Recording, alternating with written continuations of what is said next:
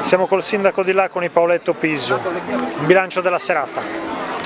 Mi sembra straordinario, c'è stata una grandissima partecipazione all'appello che abbiamo lanciato come comune a tutti gli artisti della Sardegna.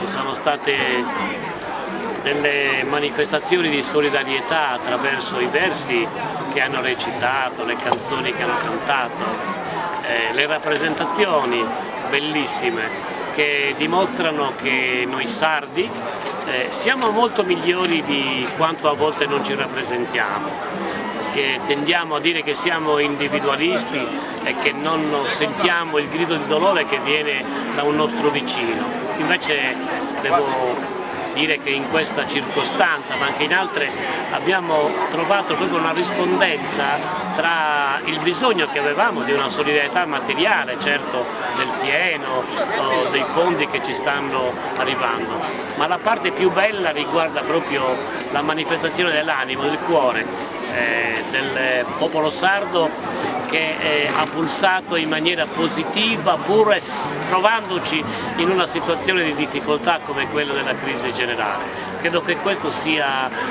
il modo migliore per rappresentare noi stessi, per affrontare le difficoltà del presente e per sperare in un futuro migliore.